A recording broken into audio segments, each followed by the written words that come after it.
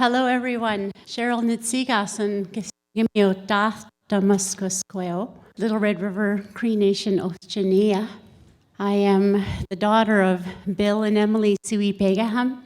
My mom's side is from Big Stone, so we are Yellowknee on my mom's side, and Gladue. And I'm very proud to be from my nation. I've always believed that song is a very useful tool and necessary tool to reclaim our language that was taken and silenced. It's a fun way to learn language, and it gets our students engaged of all ages.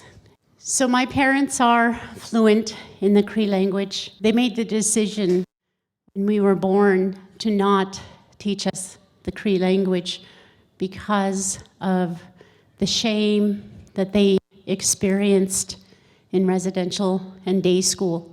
I don't blame them for that decision. I know it was a difficult decision for them to make, but it is also my responsibility to learn my language.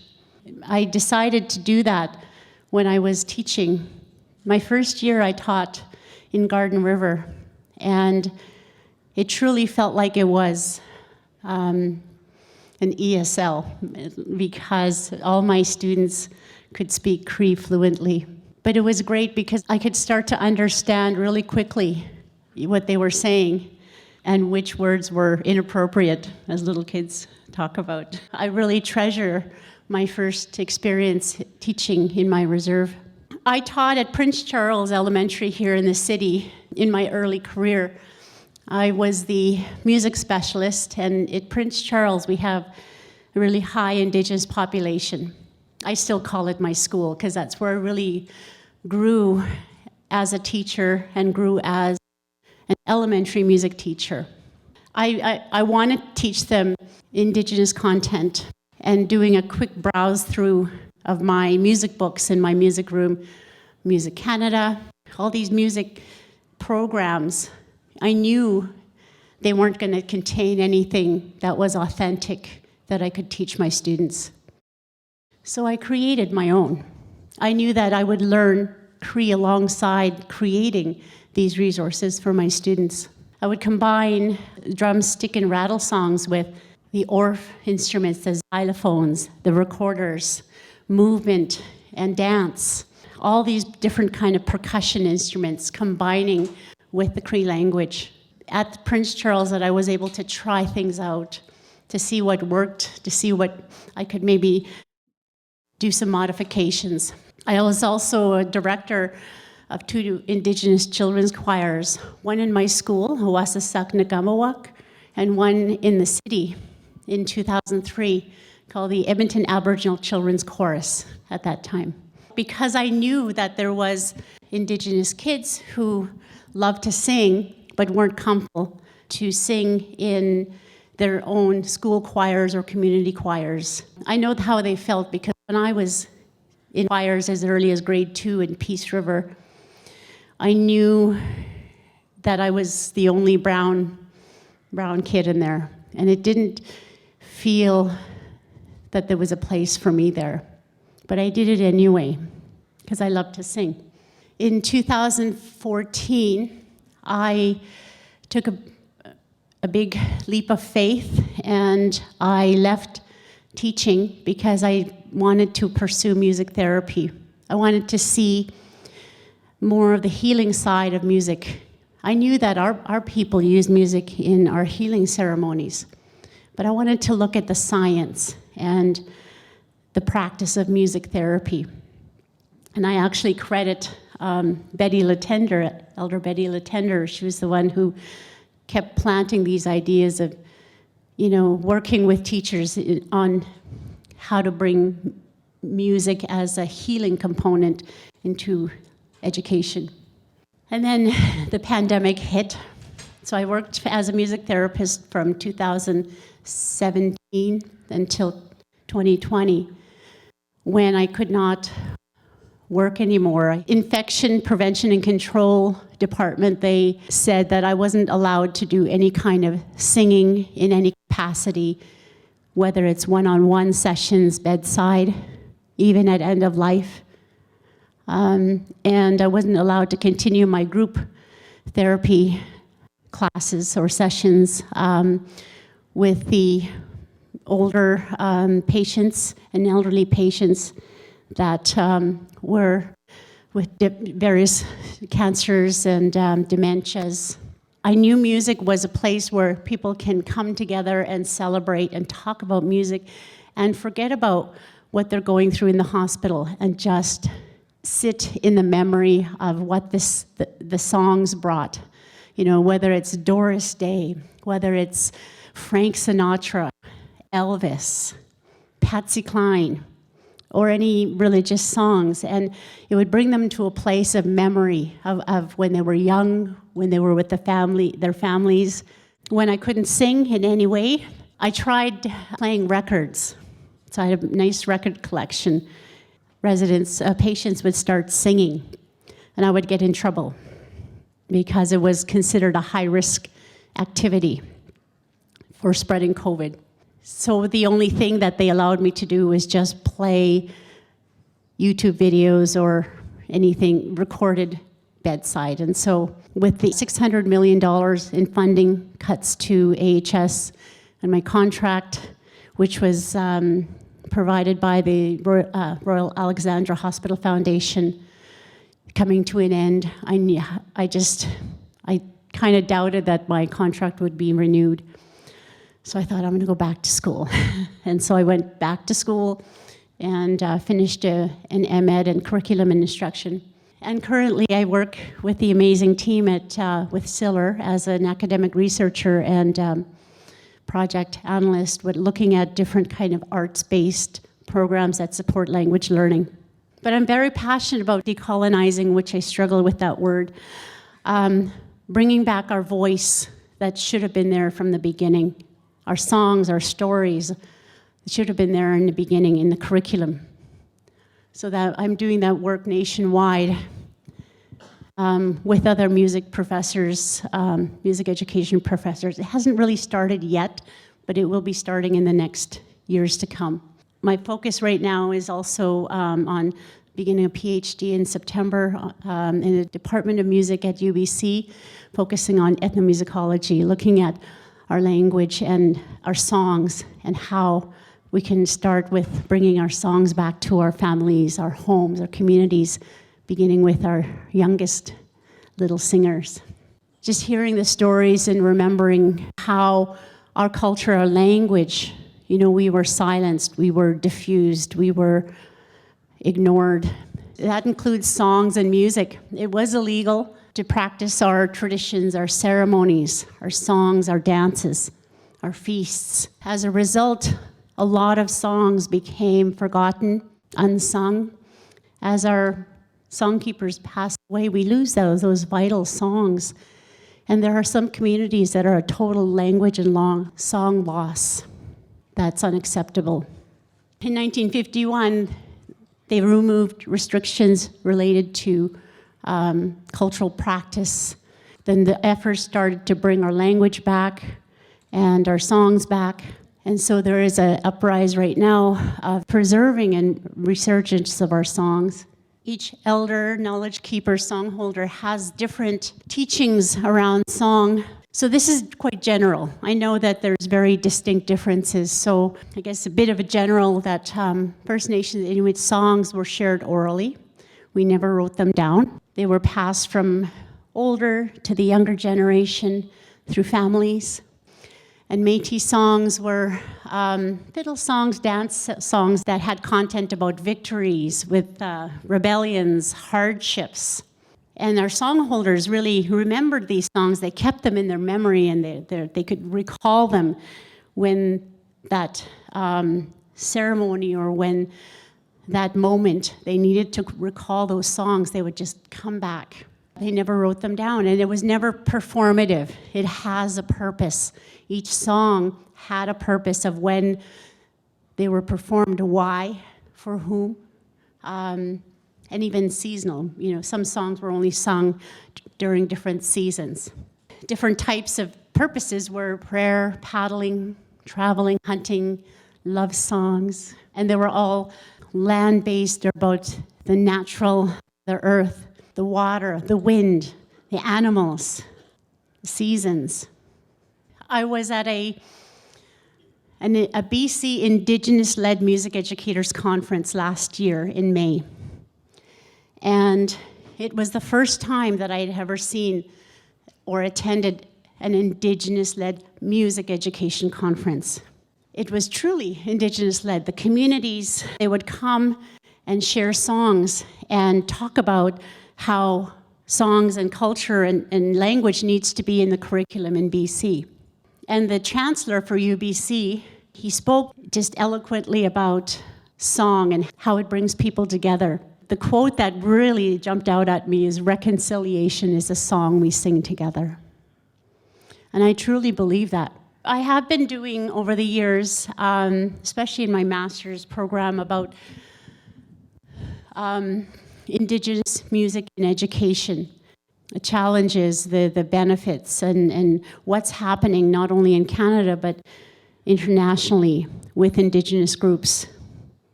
And I know I can only find a small amount of research because the more knowledge is within the communities, within the songholders, and not what we find in the databases. But there are some that are useful. I put a quote by Dr. Dylan Robinson. He is the author of the book Hungry Listening: Resonant Sound Theory for Indigenous Studies. And he said that our songs function beyond the aesthetic aspect, but as forms of doing, and is key to understanding the relationship between Indigenous and non-Indigenous musical encounters. It allows us to reclaim the actions that our songs take part in. Dr. Anita Prest from UVic, as well as her team, they were looking at culture bearers in the education system and how Indigenous culture bearers were able to teach music teachers how to follow local protocols to help them foster trust with Indigenous students and local communities. There's a lot of research coming out of Australia right now on music education. But it's something that we also know, it's part of relationship building and strong connections with the people that can bring those rewards of learning practices, protocol, and knowledge. And another researcher identified issues of tensions between Western, non-Western teaching and learning. Attitudes of being on time, towards time and being on time. Different understandings of being respectful in the authentic ways to teach Indigenous music to children. You know, differing perspectives of learning, implicit versus explicit.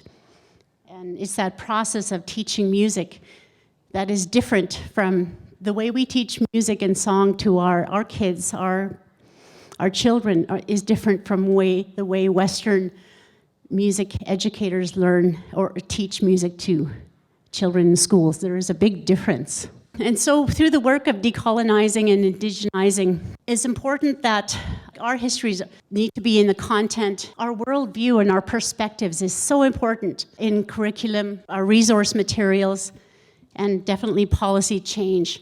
I've seen this firsthand when non-Indigenous children learn about our songs, our language. It teaches them that we're still here. We're not in the history books. We're not in the past. We are here, and we are not going away. I find that there's often a misconception of that we're all the same, that all our teachings are the same, all our practices are the same. It's not true. There's some commonalities, but we're definitely beautifully unique and diverse. When non-Indigenous students are learning about our music, our people, and how we share songs and learn songs, you know, it helps to reduce stereotypes that often students have about our people, myths, and helps them to understand about what cultural appropriation really is. And I've seen where it does promote respectful relationships in understanding of our people. My big interest is bringing songs back into our communities, our homes, and that it's Indigenous-led, 100%. I compose songs with the help of my parents, who are my Cree teachers. And we composed songs in the Cree language. Nadochtamok aski, kiskin wahamaganau, Mr. Hegi Mamawi nagadith. We have to remember that we were built with this beautiful instrument, and our people have sung. We have used song for everything. It was embedded in every day, our ceremonies, and when we were working or traveling on the land, when they're singing to our babies. It was a part of who we are every day. Some of us lost that. We were silenced. We were told to mouth the words. We were told to not sing. We shouldn't sing. We sound terrible. All these negative things that were said to us as children. We still carry that as adults. And so I would really encourage you to sing to if you don't already do that, sing to your babies. And if you think, well, I don't know what to sing, I don't know any children's songs, we can sing Elvis, Slow It Down. Wise men say, only fools rush in, but I can't help falling in love with you. That act of singing to your baby, your child, your children can make such a difference in that connection with our children. Can be Lady Gaga, could be Rihanna, anything. We slow it down and we sing right to them, and you'll see their face with joy. It's amazing. I like to start with some easy songs that we all know. And I changed the words because I didn't like, Please Don't Take My Sunshine Away. Who says you can't change the words? Of course you can. You can add your child's name in there any way you want. Here we go. You are my sunshine, my only sunshine. You make me happy when skies are gray. You'll never know, dear, how much I love you, and I love you more every day. Someone's name. Say if our child was Sherryl. What name? Sherryl. Okay. You are my Sherryl, my only Sherryl. You make me happy when skies are gray. You'll never know, dear, how much I love you, and I love you more every day. One more time. You are my sunshine, my only sunshine. You make me happy when skies are gray. You'll never know, dear, how much I love you, and I love you more every day. And I love you more every day. Okay. One more, here we go. Don't worry about a thing, 'cause every little thing is gonna be alright. Say don't worry about a thing, 'cause every little thing is gonna be alright. Rise up this morning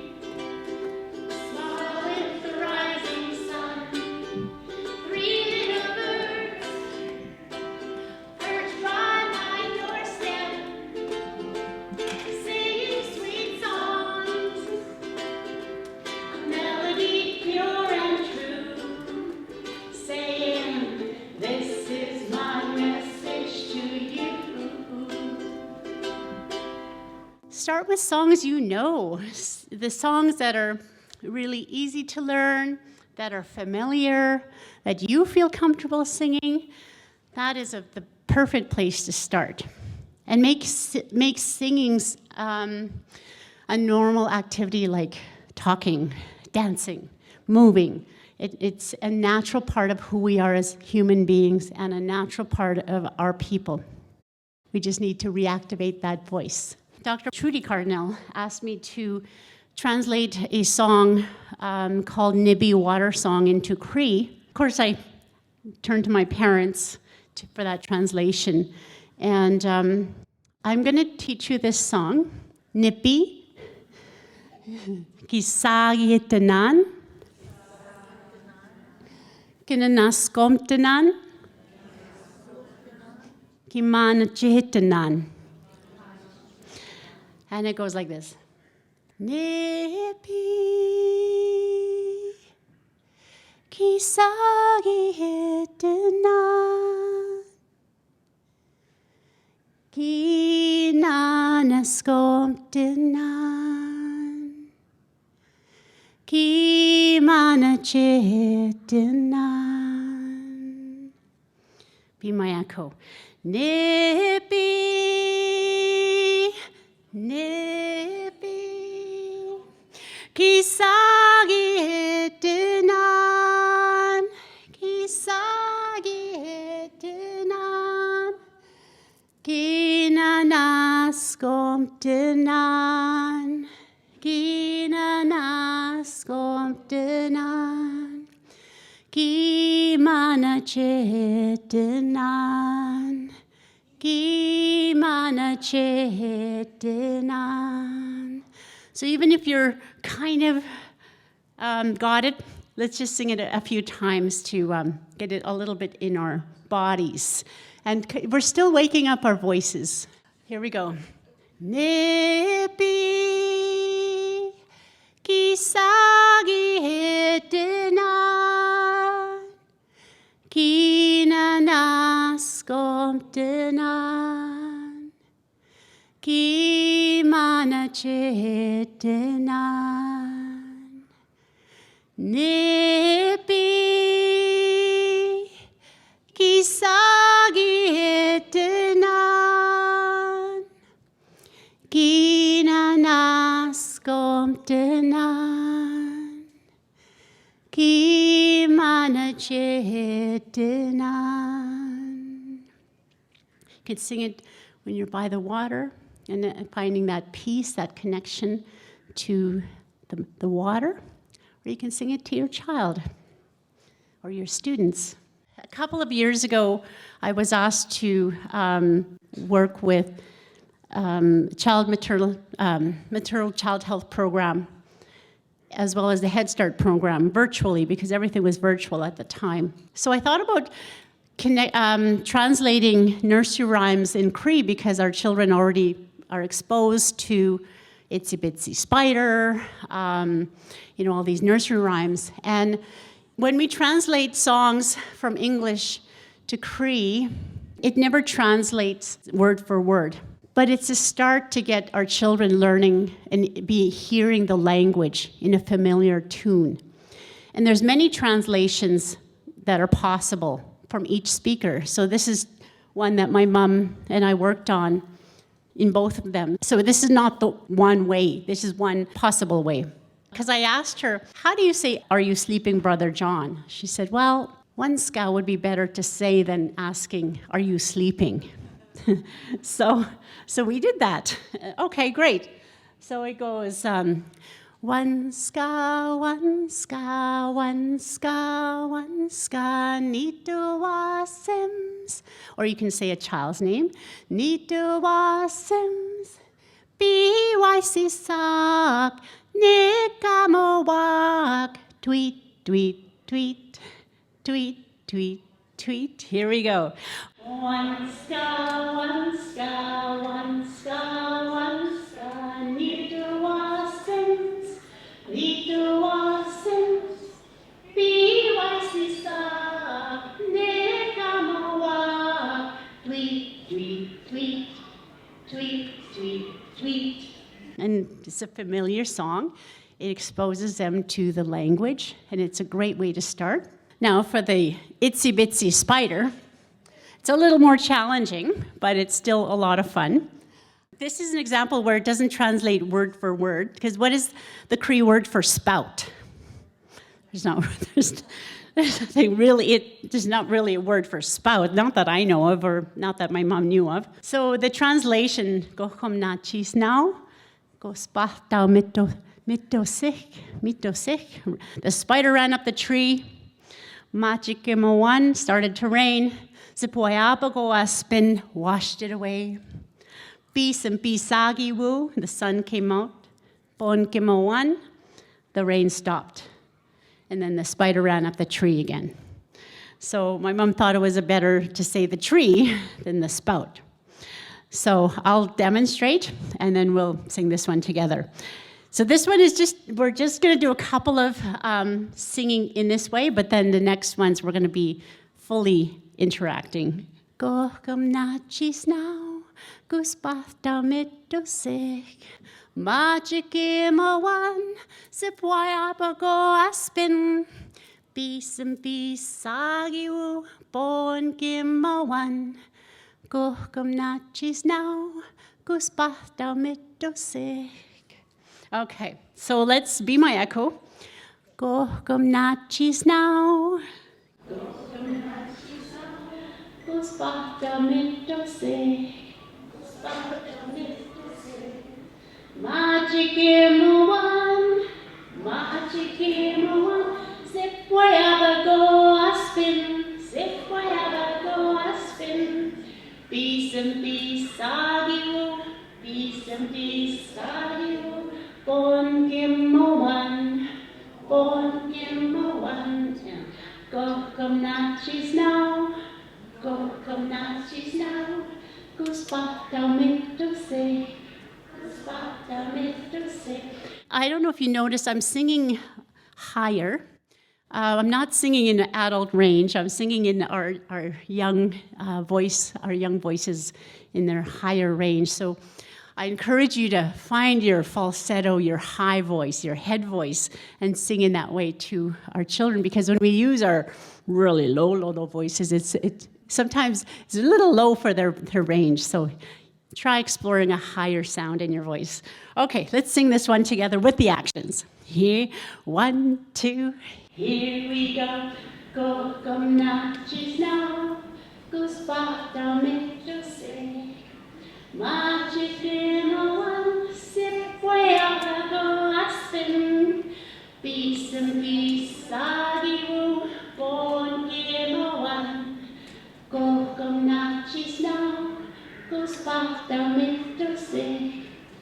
and if you have other songs that you want to translate as part of your collecting and singing in Cree to your children or your students, I encourage you to do that. We've got to have something. We've got to start somewhere. So I'm going to sing the 2 songs again, and I encourage you to sing in your own vocal range. If it's too high, bring it down a little bit lower, or vice versa. So one ska,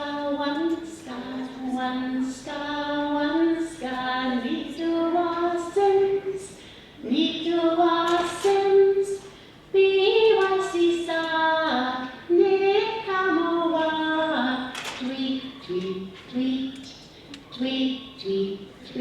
it would be good with a puppet too, little bird puppets or finger puppets. Itsy Bitsy Spider, and it goes like this.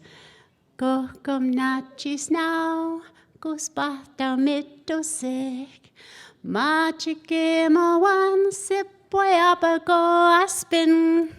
Peace and Pisagiu, Bon Kimawan.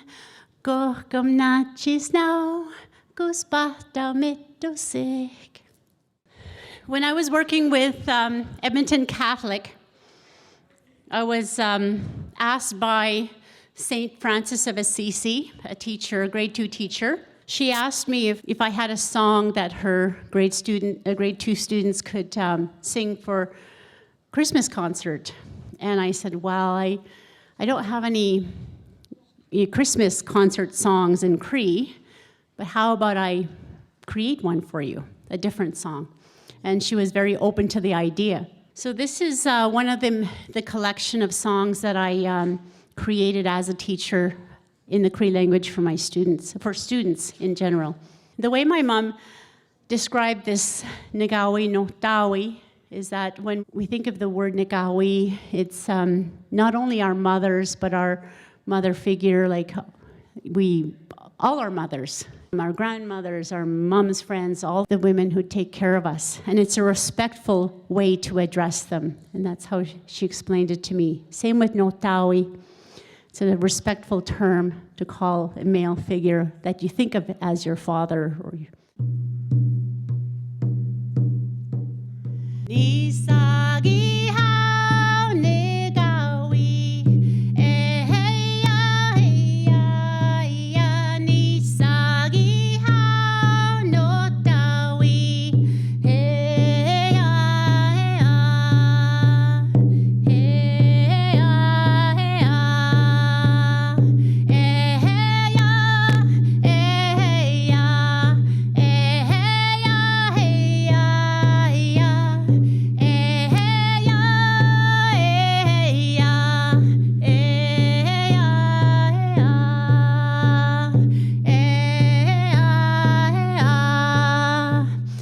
I also teach this to adults who are wanting to learn these types of songs.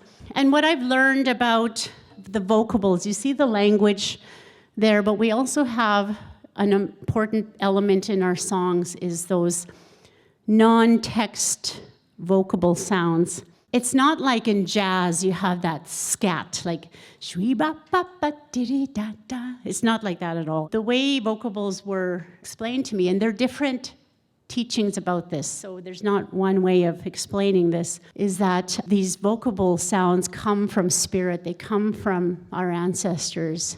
They also come from nature, the sounds that you hear in nature, and they're purposeful. They're just not gibberish. They're very purposeful. In fact, we heard beautiful singing of Lloyd Cardinal this morning. It was full of beautiful vocables, and you can just feel the emotion of when he was singing that honor song. The vocable sections are the meaning, the really singing from the heart sections. So be my echo. Nisagi hao negawi, nisagi hao negawi, eheya heya heya, eheya heya heya, nisagi hao no tawi, nisagi hao no tawi, eheya heya, eheya heya, eheya heya, eheya heya. Now I'll sing two parts, be my echo. Nisagi hao negawi, eheya heya heya. Nisagi hao negawi, eheya heya heya. The next two parts. Nisagi hao no tawi, eheya heya. Nisagi hao no tawi, eheya heya. It has one more. Eheya heya. Okay, I'm going to sing all five. The first section, be my echo. And I would never show this to my students. I would teach it just orally, but you're here, so. Okay. Nisagi hao negawi, eheya heya heya. Nisagi hao no tawi, eheya heya, eheya heya. Here we go. Nisagi hao negawi, eheya heya heya. Nisagi hao no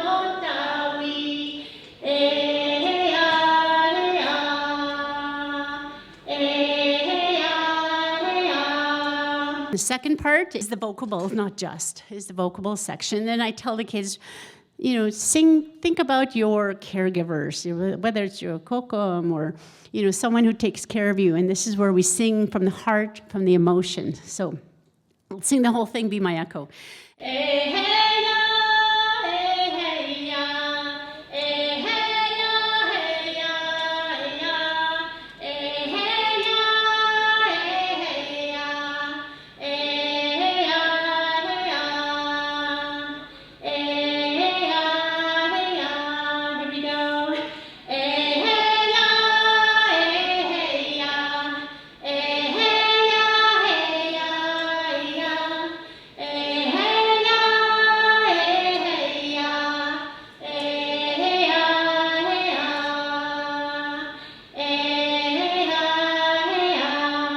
I sometimes use a drum, I sometimes use a shaker, I sometimes just use my voice.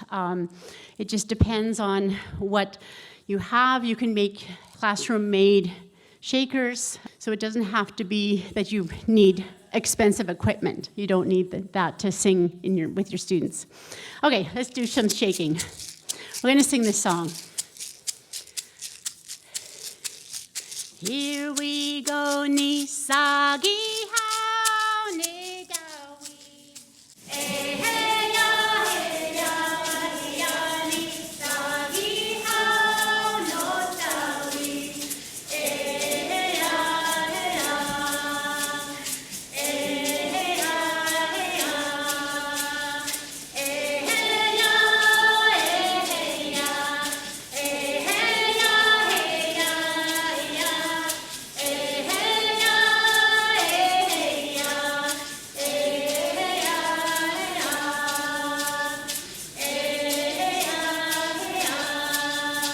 Sing it more times, as many times as you like. You can even talk about different family structures, lots of things you can add with this. I do get why we don't have our music in our resources or in textbooks and in music books, is because it is an oral language. It is, our language is living, it's oral, and we learn best through listening. But we also need something for teachers to grasp onto. And so this one is from the Cree Literacy Network. It's sung by, on that recording, Art Napoleon. He's with Moose Meat and Marmalade on APTN. It's a nice one to also share with your students. Excellent, I heard some shakers, yes.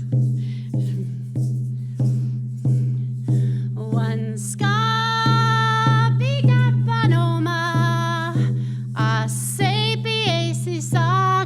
Moak imunagwan kitaskinaw way ahead way ahead way ahead way ahead way ahead. Oh, so let's learn these words a little bit. One ska bitapanoma Ase piesi sak, ki nigamowak, imunagwan, kitaskinaw. I'm listening it one more time. Here we go. One ska pitapanoma, ase piesi sak, ki nigamowak. Imunagwan kitaskinaw way ahead way ahead way ahead way ahead way ahead way ahead. I'm searching for more, but so far the National Arts Center's Music Alive program, there are 3 resources that I created and co-created. all my relations. I need to change the titles. This was almost 10 years ago. We are not Indigenous peoples of Canada. I need to change those titles now because they're not correct. Natohta, listen to earth songs. I co-created that with Métis music educator Nicole Schutz. This one has to be changed as well. We will change it through song and dance, and co-created by Olivia Tailfeathers, beautiful Blackfoot singer from Kainai Blood Tribe. For secondary teachers, Kanata, contemporary Indigenous artists and their music. Before I started my master's, I created this in between pandemic, no job, trying to figure out what I was going to do. And it's featuring 3 contemporary Indigenous artists, Snotty Nose Res Kids from the Haisla territory on the western coast of BC, Scylla and Rise. They are Inuit throat singers with a dance beat guy. The third artist is Jeremy Dutcher. So it's a free website, downloadable material, video from the artists themselves, and then a few more Cree Literacy Network. That's it. Thank you so much.